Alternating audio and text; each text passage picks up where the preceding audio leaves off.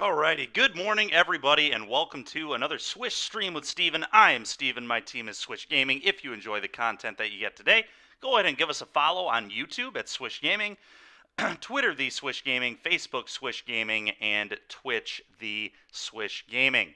Alright, yesterday we messed around with some cool historic decks. Today we're going to mess around with some decks that have actually been performing fairly well in some of the modern deck dumps. So I'm excited to kind of hop in and get some playing going. Now I will say, today we're playing some 8-rack, and I've edited the list a little bit from some of those lists that were in the 5-0 dumps. And the way I edited them is with this particular deck, with the mono black 8-rack deck, I added white. And you may ask, well, why did you add white to a very consistent deck? Because 8-rack, obviously mono black, one of the upsides to 8-rack is the consistency. But one of the problems with mono black 8-rack that I've always found is it loses to very problematic permanents. And one of those permanents right now that's pretty popular in Modern that I think we have to be able to answer in this deck efficiently is Chalice of the Void. This morning, before I hopped on, these prismatic endings were not in my main deck, and as I was thinking about it and thinking about Modern, I decided that we really were incredibly weak to anything with main deck Chalice, and we're really very weak to anything with Chalice to begin with. So I decided to add some endings, and ending is just such a clean card right now that I think it's just going to be awesome for us. It's a little awkward to only have one Fatal Push, because if we run into decks with man lands, we might be in a little bit of trouble. Our deck's very good at dealing with creatures on the board, but not going to be so great at dealing with man lands, but we'll deal with that problem when we come to it. I do have a second Fatal Push in the sideboard, so hopefully that'll help us out. The good news is man lands are not super prevalent in Modern right now. I guess that's not even that true. A lot of people play like Den of the Bugbear and stuff. It's possible there needs to be a different split on these cards, but this is what we're going to try with this deck today. Another thing that might be a little awkward is so far I have 2 fetches to get 2 Godless Shrines and then 4 Concealed Courtyards. So we have currently 10 white sources. That might be a little low. So I guess what I'm going to do, I have some peatland, or not peatlands. God, what is the name of the black-white clearing, right? Silent clearing. I'm going to put a couple of these back in. I don't think ideally this should be in the deck, but we'll play it today. I think taking the damage off it is actually going to be a huge liability against decks like Burn and stuff. And I'm already skimping big time against Burn. I'm playing no copies of Collective Brutality right now. So if we do run into Burn, that's going to be a little awkward. We can still definitely win the match, but it's going to be kind of tough. So anyway, those are 3 of the changes I made to the list. And then the other huge one is Fragmentize in the sideboard. I think Fragmentize is actually a really, really good card in Modern right now. It blows up Urza's Saga, for one thing, which is absurdly good, but it also blows up another card that 8-rack typically can struggle to beat, and that is Leyline of Sanctity. So all these combo decks that board into the Leyline of Sanctities, we're going to have a really good plan for them. We're just going to bring these Fragmentizes in and say, 1 mana, get off the board, and we're going to continue to do our 8-rack thing. Another great thing about Fragmentize is it's actually going to be really good against Amulet right now, because Amulet has 12 hits. It kills all their Dryads, because Dryad is an enchantment, and it's 3 mana. It blows up Urza's Saga, as I've already alluded to, and it blows up Amulet. So it's going to be really good against Amulet. So I'm excited to have these against Amulet as well. But yeah, that's kind of why I'm doing the white splash. If you haven't played 8-rack before, it's a really weird deck. Typically, you always put your opponent on the play. The only time you don't is if they're playing wild cards like Ancestral Vision, because you don't want them to be able to suspend that on turn 1 under your hand hate.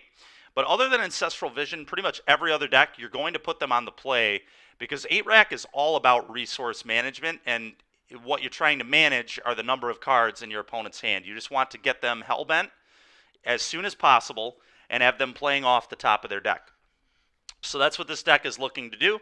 That's why we're playing cards like Funeral Charm, which is actually also very, very good in Modern right now, by the way. Funeral Charm is 1 black. You can have target player discard a card. This is an instant, by the way. So if your opponent's Hellbent and you draw this, you can draw step, make them discard their draw, which is huge. Then it also gives target creature +2/-1. So it kills Ragavan, and it kills Darcy as long as they don't have Delirium in this format. So if we have this card early, it's just going to kill pretty much every card in the format that matters, which is really good. Then we've got 4 copies of Inquisition of Kozilek. I'm sure you probably know what that one does. Another interesting card that 8-Rat gets to play is Raven's Crime. It's a recurable discard. You can retrace it by discarding a land card. And we're actually a 26 land deck now because of the addition of Urza's Saga. I went up a couple lands from the stock list because 24 seems like too few to me. Especially when we're playing cards like Raven's Crime. Like, lands are not even a bad draw late. So we're playing 4 copies of Raven's Crime. We got 3 copies of Thoughtseize. That's just to kind of mitigate the damage we're taking. Although, I could definitely see playing a 4th one of these in the future. We're going to kind of see how this goes. I'm not sure how Wrench Mind is going to be in this format because of Hammer's popularity, but we're going to give it a try nonetheless. It's going to be really good against every non-Hammer deck, and against Hammer, we're going to have some really good sideboard cards to bring in, so I'm not super sad about playing these in the main. Then we got 1 copy of Nihil Spellbomb to be able to tutor up with our Urza's Saga. It's also just pretty good in the format right now. It's good against like Shadow, good against Dredge, obviously, good against some of these other decks. We got 3 copies of the Rack. I went down a Rack because we basically play kind of like 7 racks between Urza's Saga and the 3 racks. And the literal worst thing that 8-Rack can do is draw a ton of racks against anything that is not a hyper-aggressive deck.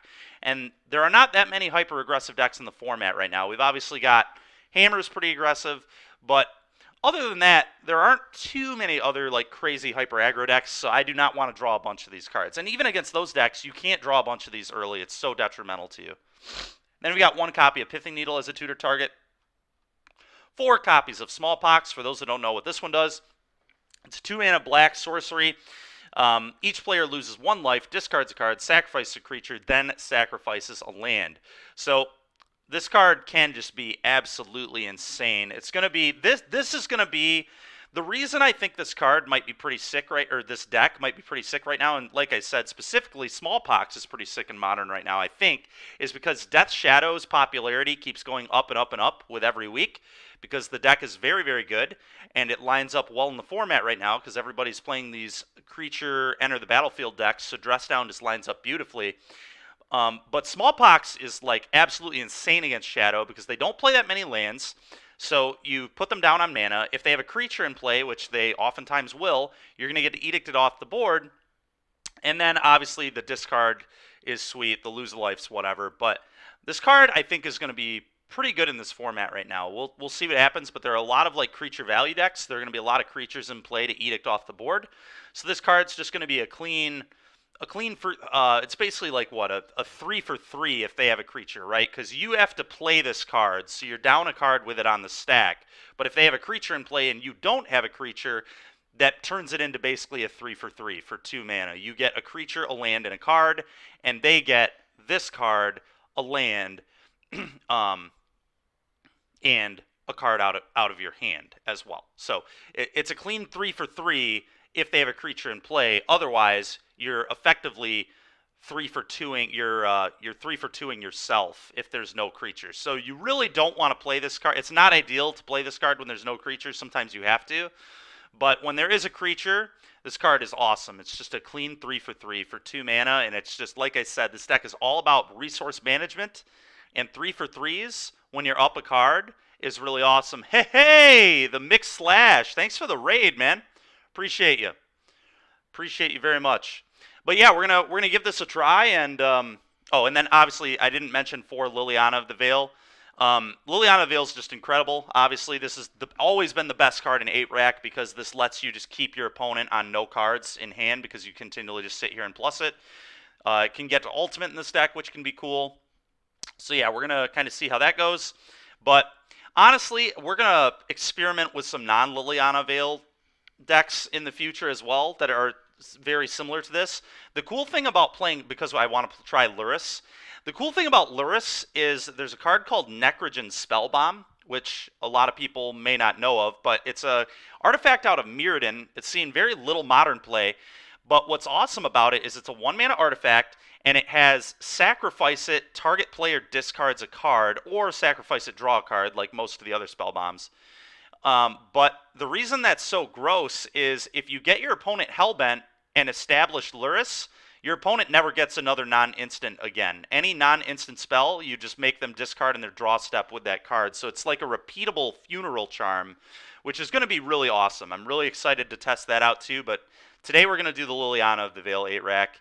I'm going to just go traditional and kind of see how it works here. As far as the sideboard goes, I already talked about Fragmentize. I think this card's going to be really good. We've got 3 more copies of Nihil Spellbomb just to try and have some coverage against decks like Dredge. I've got another copy of Fatal Push for problematic permanents such as like Tarmogoyf and stuff, although Prismatic Ending can deal with that too, so that'll be nice. We've got 1 copy of Dauthi Voidwalker. The card's good, but I don't know how much room we really have for this kind of card in our deck, but we're going to give it a try. I've got 2 copies of Surgical Extraction. Again, this will be good coverage against Dredge. It's also going to be really good coverage against decks like Tron, because if I'm able to smallpox them off of a Tron land and then extract it, we put them in big, big trouble. Hey, McSlash! Thanks for the follow, dude. Really appreciate you. Thank you very much. Then we've got 4 copies. Again, I want to have some coverage against Tron, so we've got 4 copies of Break the Ice. So I've got like 8 copies of a 2-mana spell that can deal with lands, which is kind of nice. It's possible that the white splash isn't even correct in this deck, and we want to do a green splash for cards like Assassin's Trophy. Assassin's Trophy is a very good card. And then I could play here a card instead of Fragmentize. I could play like Natural State, or honestly, Nature's Claim might have to be what it is. I forget if Natural State can hit Leyline or not. If it can't hit Leyline, I probably have to just buckle down and play Nature's Claim and accept that my opponent can gain some life. I'm glad you love Pox builds, man. Me too. I almost top 8'd 2 RPTQs in a row with 8-rack. I literally lost a win and in both of them. So 8-rack, I've played a lot of it. I have pretty good experience with it. I've read a lot of articles by Tom Ross. And he was kind of like 8-rack guy on the SCG tour. But I love 8-rack. I think it's a really fun archetype, and I think most people do not play this deck very well at all. I think it's actually a really hard deck to play well because you have to approach the game in kind of a different way. You've been playing 8-rack for years in paper. That's awesome. So I'm sure you'll be a good person to have in here, and we can kind of discuss lines at some point for sure. But yeah, this is kind of the list. We're going to give it a try. The mana base, like I talked about, we're doing some fetches to get Godless Shrines. We've got the 4 Courtyards. I've got 1 Castle Locktwain, so if we get in a spot where we need to draw cards where we're hellbent, this will be a pretty good card. 3 copies of Urborg, 4 copies of Urza's Saga. Nothing too crazy going on here. But yeah, let's go ahead, and we are going to hop in a league with some 8-rack.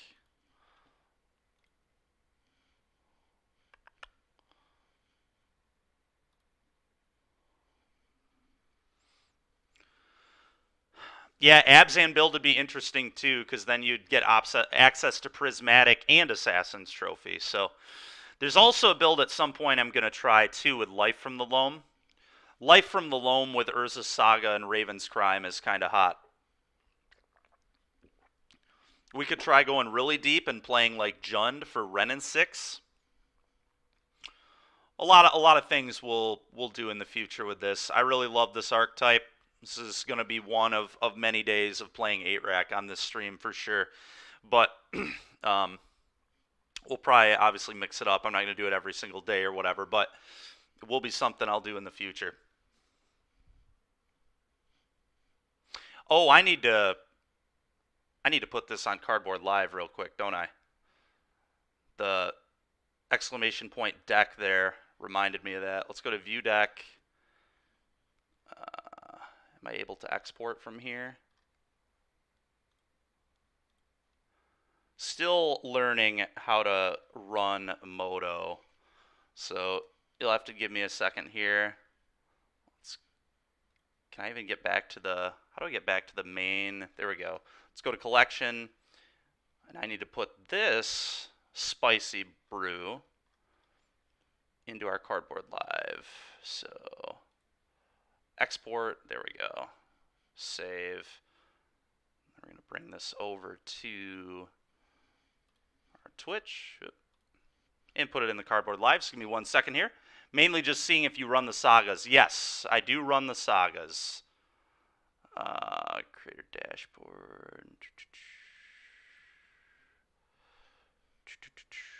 Give me 1 moment here, chat. Completely forgot to do this, but we definitely want to do this for people who join. Get the sideboard, get rid of these. Oop.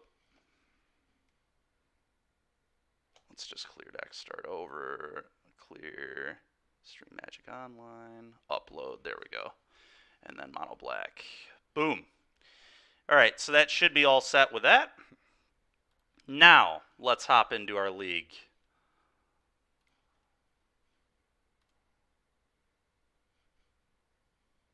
There we go. All right, play league match. Here we go. Facebook 8-rack group where there seems to be a split on Saga or not. That's fair. I've never played with Saga before. I'm excited to try it.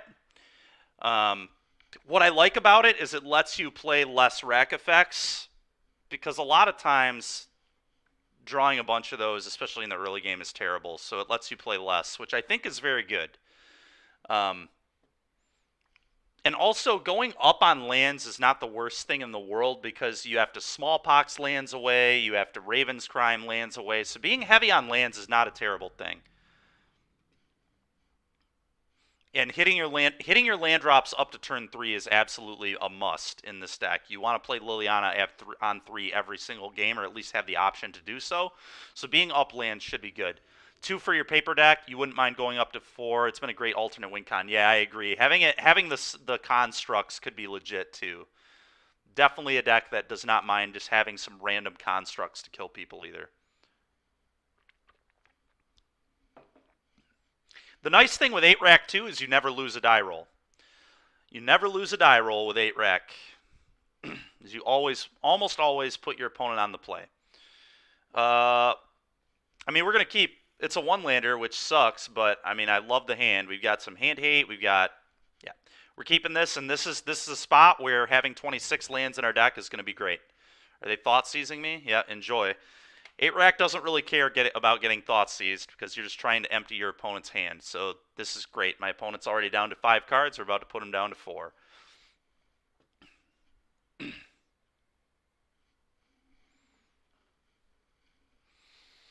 It's a tough hand to thought seize. They might take the rack just to get rid of our win condition, but they also might get rid of the prismatic ending if they... Yeah, so they probably have multiple threats in hand here. That was a good draw. I'm just going to Inquisition. And we're going to take the Goyf. Next turn, we're going to shock and wrench their mind. Them taking Prismatic Ending especially sucks if they draw a Wren, though. A Wren is going to be really bad for us. And naturally, of course, they draw the Wren and 6 off the top. That is completely disgusting. So we're in big trouble here. This is a horrible card for... Well, okay. Let's go ahead and give that the needle. What a rip. What a rip. We are going to name Wren and 6. How have you felt about Wrench Mind? I felt like it's been pretty weak with a lot... Yeah, there are a lot of artifacts running around, so it maybe should be the card that's like 3 mana... discard 2, and then you can make both players discard 2 for 2. I'm not sure if that's good, though, because, again, that's 3 for 2 in yourself. Wren and 6, there we are. But I'm not sure, man. It's close. I think it's close. I'm going to leave Thoughtseize in hand so we can just rip the Luris if they ever decide to put it in their hand. Yeah, Needle is straight fire, which is why Wren and 6 is another reason that Prismatic Ending is, like, so strong. Okay. Well, honestly, they should probably just leave card. They should not play a land. Okay, they're playing a land, so they have nothing in hand anymore. It's time to wrench them. Time to wrench them. Give them a wrenching. And then we're going to play the rack.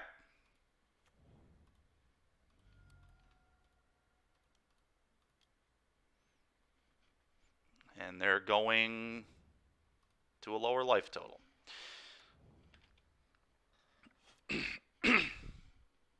Take 3.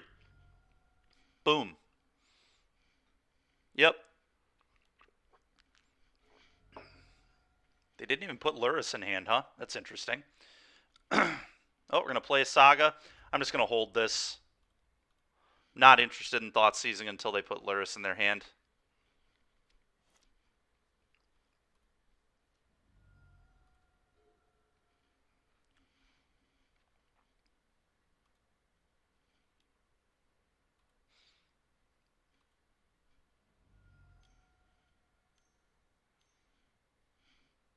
Luris in hand? Sure. I'm going to rip it. Okay.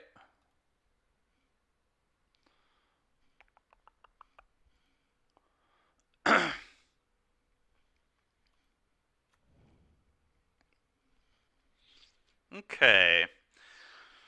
Channeler is a little annoying.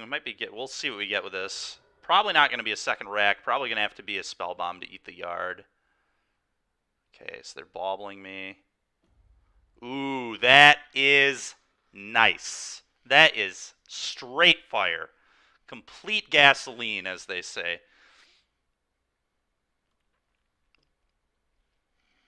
Complete gasoline. Let's go ahead and Thought Seize them. Take that Luris, and then we're getting the other card here, too. Let's go, man. Let's frickin' go. Smallpox, baby. Smallpox you. Get poxed. I will sack a Courtyard, I suppose.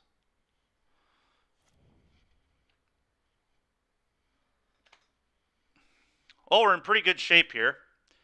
Next turn, we could get a second rack, but I think it's probably smarter to get the Spellbomb in case they draw more copies of Delirium Dude. We're certainly making a construct, I'll tell you that much. Okay, so they're going to get to see what we draw. Hopefully it's a Liliana of the Veil. Honestly, maybe I don't even want a Lily here because I wouldn't be sure if I should oh god dang it. All right, I'm going to make a threat just to pressure them because they have to deal with this card.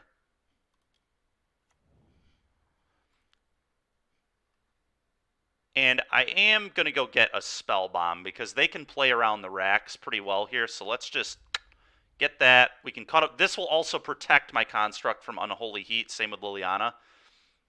If we draw another land. Again, this is a really good spot to be playing 26 lands. Because really all I want to draw right now is a land. And every single land will enter untapped. There's no tap land here. Opponents had enough. They've had enough of getting 8 racked. All right. Well, that was straight fire. Fatal Push will be good here. Fatal Push will be good. Honestly, our deck is just like very, very well positioned for this matchup. I think I'm just going to cut like 1 rack because I don't want to draw many of these. But I don't think we need to bring in any more spell bombs. 1 is fine. This is not like a... I guess they are a Goyf deck too, but honestly, Goyf, we just have like we want them putting creatures in play to make the smallpoxes better. Easy mode, yeah, I agree. When you when you draw the namesake card and the 1-of Needle for the for the Wrenn, look gas. To be fair, he peeled the Wrenn on us, so he was a monster for doing that. So I suppose one great top deck yields another great top deck. But yeah, I mean, I think we're just going to pretty much run this back with 1 less rack and 1 more Fatal Push, and we're going to call it a day. The only time I want these spell bombs is against the decks that are really abusing the heck out of their yard. And from what I remember, I can't even remember if Jund Saga even plays Kroxa. I don't think they do, actually. So because of that, spell bomb is even less critical. if we end up seeing Croxa, then we'll probably bring some more of these in. But I think for now we just want to be doing this. So let's rock and roll. Mixlash, have you played much with the Nether Spirit? I know some of these lists have been playing Nether Spirit. It looks pretty bad to me, but I'm curious what your take is on it. Oh, we're absolutely keeping this. And my opponent took the play, so they're unaware. They're unaware of what 8-Rack is trying to do. A map? You got it, man. Time to get thought seized, boss. Time to get thought seized.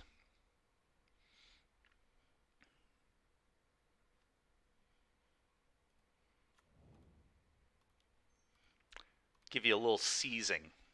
Well, okay, so Ragavan's annoying for sure, but I think I just have to take the Ren. All those treasures are going to be problematic for me, but whatever. Ren is just like way too good because they can map for a fetch land and then Ren and keep plussing it. So, fun fact though, the rack can actually hit walkers, I believe. Yeah, because it deals damage, which is pretty funny. Hey, cheese in! Worth, thank you for the follow, buddy. It's good having you in the chat, man. No, they can't cast Monkey yet, I know. I'm planning for the future when they can. The dash is going to be very, very annoying because it plays around all our edicts. And plays around that as well.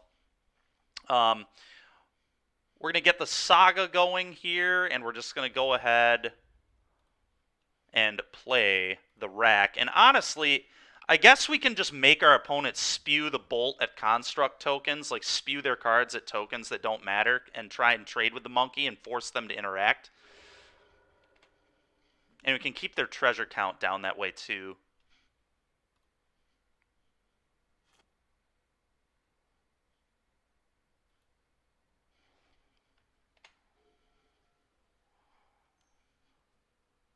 Another hand hate spell? You got it. There goes Liliana, I would imagine. Gotta take Liliana. It's just like the best card in 8-Rack by a massive margin. Just isn't even remotely close. Yep. And then Dash Monkey. Yep. You got it. The good news is if I ever draw a hand hate spell, we just get to rip this monkey out of their hand. So it's not like this monkey is going to be getting it done for the entirety of the game or whatever. The mana production is really annoying, though. Okay, we're going to play that later. Right now, I'm just going to... Do I want to make this a swamp for him, or do I just want to take 2 more damage? I guess I'll just take 2 more damage. I don't want to get too wild with my life total.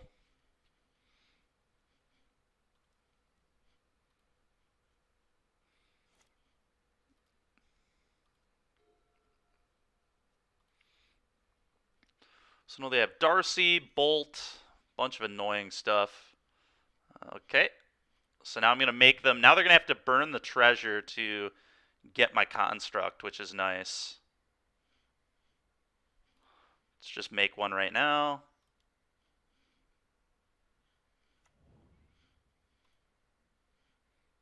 You got a bolt here, right? Have to bolt. Yep, there it is. It's fine. Hope they don't hit anything too crazy off this. That's fine because it goes in my graveyard. I actually don't even mind if they cast that. Don't mind at all if they cast that because that goes into my yard. They actually need to not cast that. Casting that is very dangerous.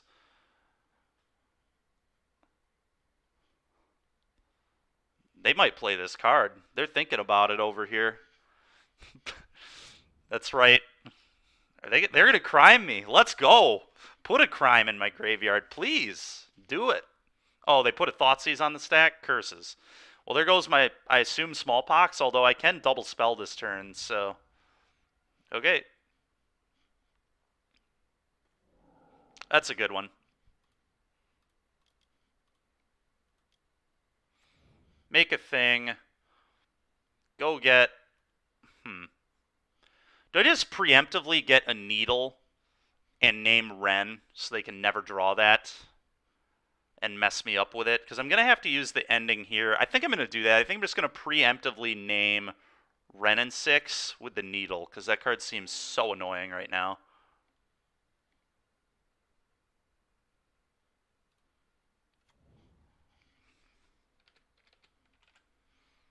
So let's shut off Wrenn and 6. There will be none of that.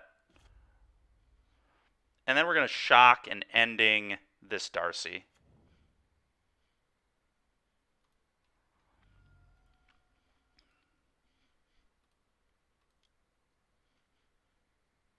What?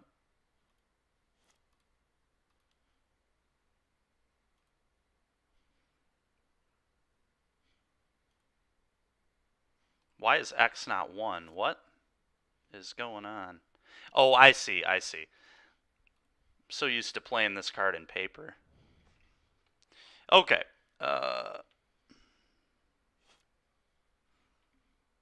Well, the rack's going to start getting some damage in. Sure. Sure. That's annoying.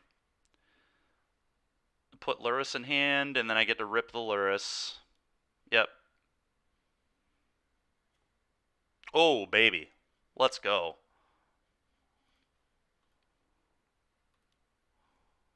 Luris, goodbye. Give you the Raven's Crime. Combat, attack. I'm fine with this trade, and I'm also fine with no trade. I don't really care either way. Sure.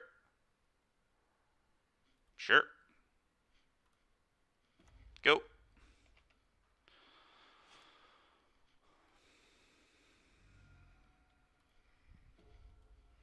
Yep.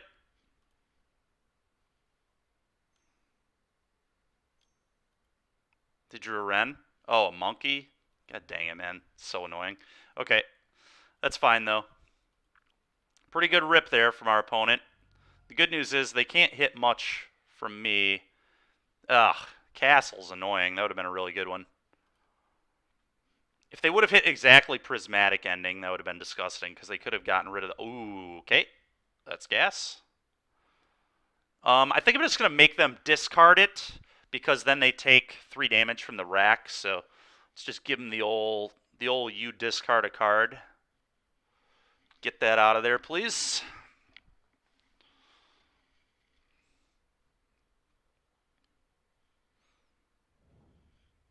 Okay.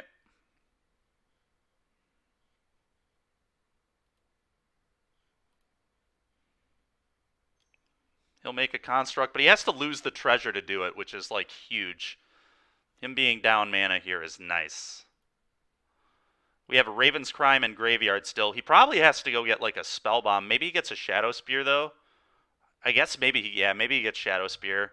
Either way, I think we're in a really good spot. Mm-hmm.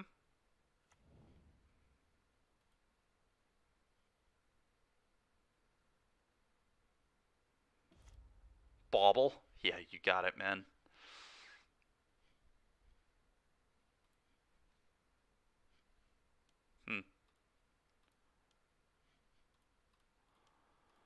I think I'm going to trade this off. Yep. Okay. Great. Great, great, great. All right. A little 2-0 against Jun Sagavan. Take that, Jun Sagavan. All right. Let's keep rocking and rolling, baby. That's how you like to start them right there. Just absolute domination. Oh, sounds good, man. Yeah, we'll upload it on YouTube. We just changed it back to on Twitch, where you don't have to be a subscriber to see our videos anymore. We edited that, and we will also. I'm gonna thanks for the raid, man. We'll try and hit you up with a raid in the future as well. Really appreciate you coming and hanging out with us. Thanks a lot. But yeah, it will be uploaded on YouTube. All of our stuff auto gets uploaded to YouTube, so you can find it there.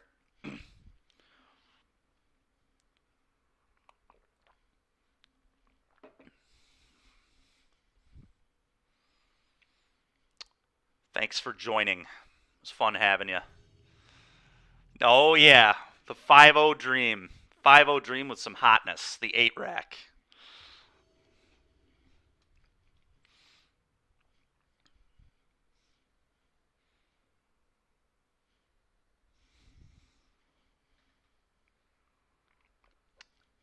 Hey, look, we won the die roll. I love winning die rolls. That's another Luris deck. We're going to keep...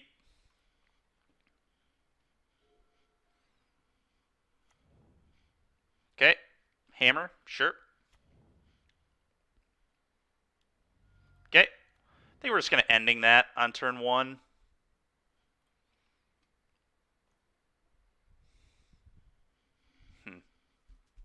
Although, there's some really interesting decisions to be made in this game because I want his hammers in play. I want them out of his hand. So maybe I just play the fetch land or whatever and just say go. Because I want my opponent to play the hammer because I want it out of their hand so they have less cards in hand, they have less garbage to discard. So I actually think I'm going to try tempting my opponent to just putting hammers onto this Ornithopter. I want to get hammered. Hammer me, bro. Hammer me. You're saying if you donate, you can force me to play Core Lash Control. Yes.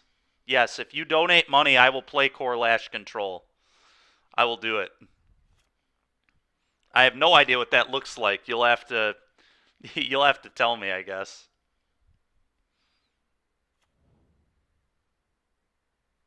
Okay. Okay.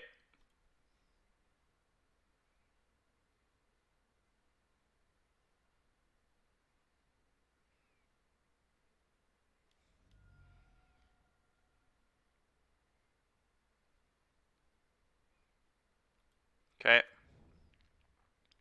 Question is, do I push this? I believe the answer is no. I think I need to save push for Inkmoth Nexus because my deck is very weak to manlands.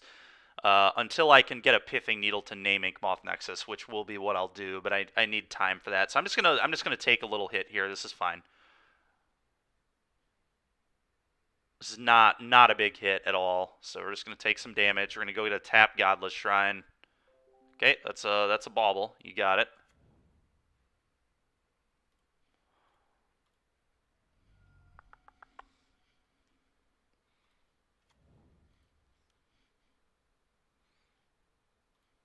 Weird sequencing there from my opponent.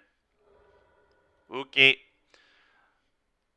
Give me a smallpox. Let's pox him. Ooh, the rack. All right, I'm into the rack. Let's go ahead and check out our opponent's hand with a Thoughtseize here. It's a very good, well, it's actually not an amazing Thoughtseize turn because of Luris looming, but I think I just have to let Luris loom here. Let's go ahead and Thoughtseize and see what's up. And then I can decide if I want to play Saga here or not. Or if I need to leave up Fatal Push.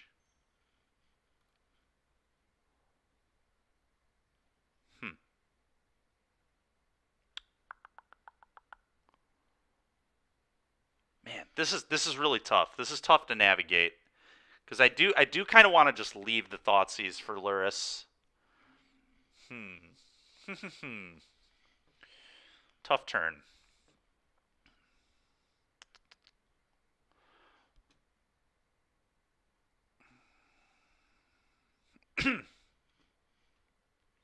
Tough turn indeed.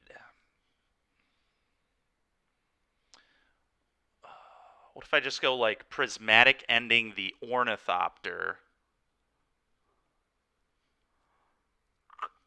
Prismatic Ending the Ornithopter. Play this. Play the rack. Maybe that's the best play, actually. This card's annoying, obviously, but this is a trap, I think, to interact with this card right now. I think we just need to let them have an aid and just never let them have creatures. Just make the aids suck. So let's do this. I'm gonna get a little risky here, but I think it's fine. And we're gonna deploy the rack. I don't think so, Dewey, because the only way they would have to. I guess if they have exactly land, then if they have land hammer, I die. Yeah, that's true. All right, makes sense. You're right. Good call. Good call. For some reason, I was forgetting. I thought this loses infect, but it only loses flying. Hammer, honestly, Hammer really should have made the creature just lose all abilities.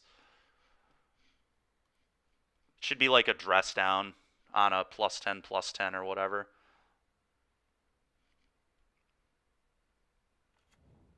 Okay.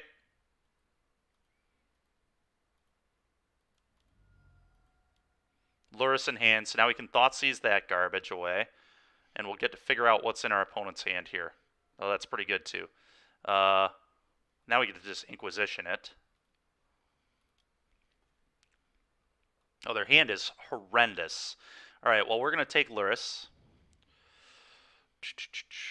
Going to take Luris, and I guess we go Saga, Rack, Pass, because I don't care about the Shadow Spear really very much at all. So we're going to hold this Thoughtseize, I think, and we hold up Push this way as well. Okay, play the Rack. Go. Funny enough, by the way, Wrench Mind is actually going to be good in this game if we do draw a Wrench Mind, because our opponent just has a bunch of lands in their hand.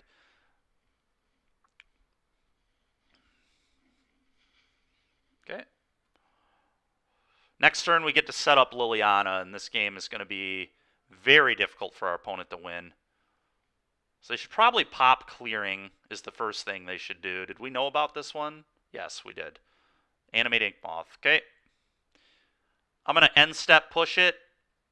Otherwise, I'm just going to, if they drew Hammer, obviously I'll push it now. Okay. I'm still just going to end step push it, I think. I'll take the poison.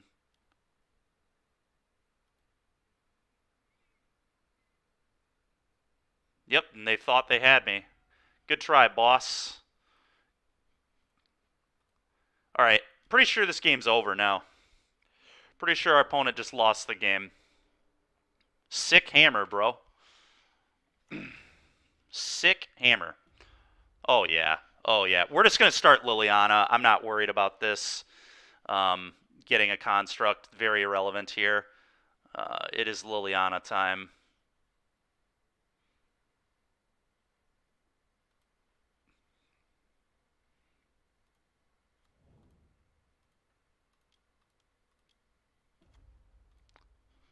Plus, I'm going to get rid of Thoughtseize.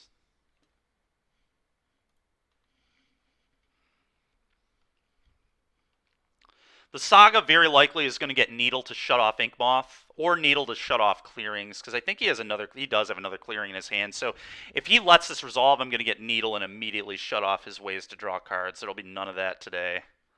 No drawing cards for you, opponent. I don't like it when my opponents have cards.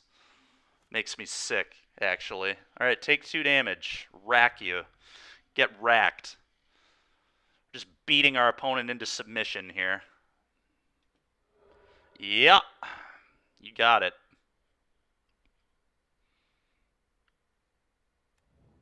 Yep. Yep. Just making this smallpox just absolutely gorgeous here. I can... Okay. Do I want to make a construct? I don't think... Oh, no, I definitely don't, because my plan is to smallpox anyway, so we're just going to float a mana with this.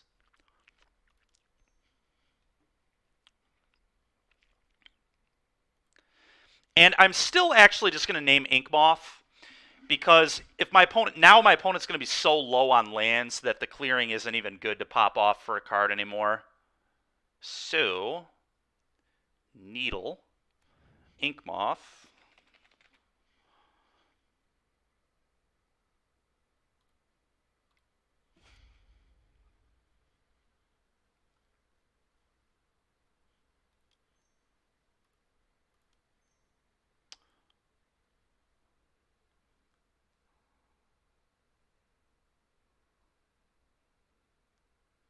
Uh-huh.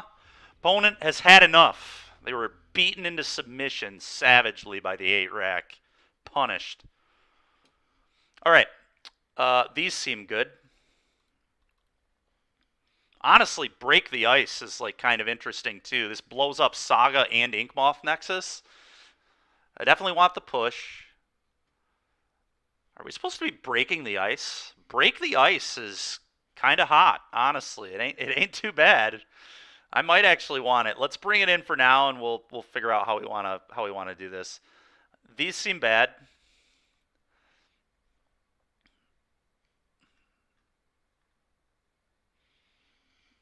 Okay. So...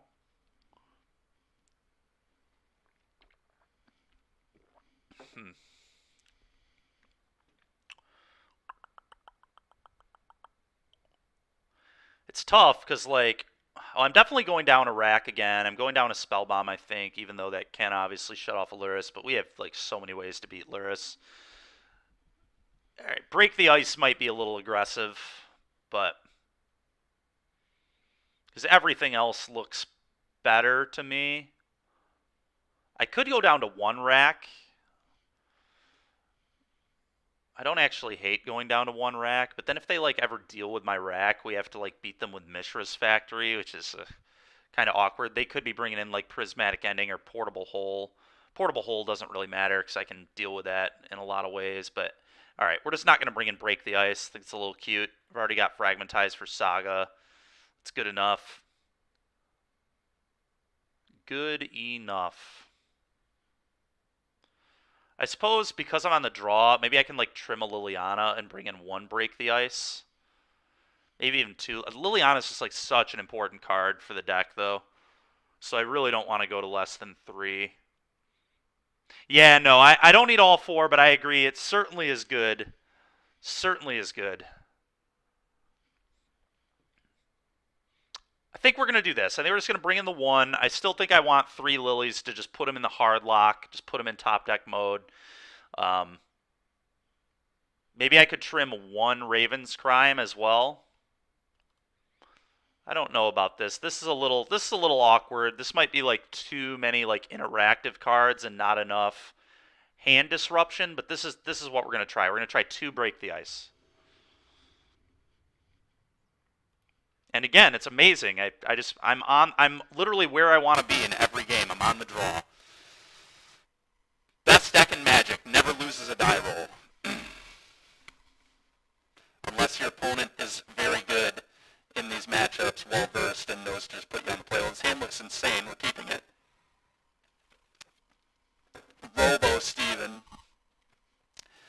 Dude, I love it. 8-rack's fun, man. Not letting your opponent play Magic is a good time. You remember how Crandall used to always talk about 1 unit of fun? Well, 8-rack is great at just not letting your opponent have any of the unit of fun. It's all yours. You sound... Oh, I see.